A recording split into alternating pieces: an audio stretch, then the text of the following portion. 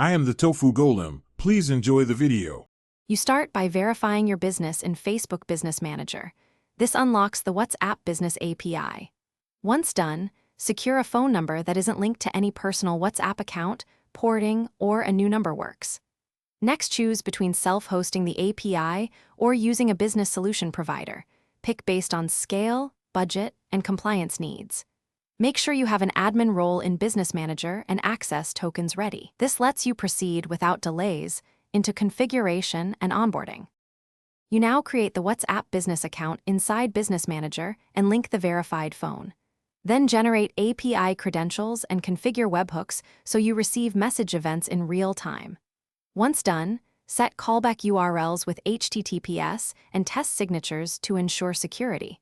Make sure to implement message templates for notifications and get them approved.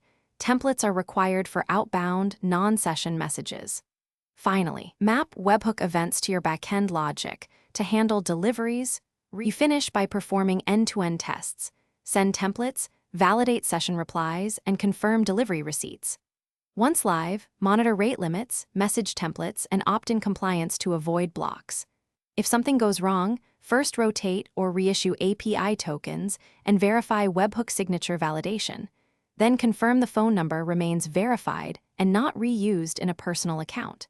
Make sure server clocks are correct for token expiry checks. Finally, document recurring errors so you can iterate and prevent repeat incidents. Thanks for watching. Consider subscribing if we helped you today.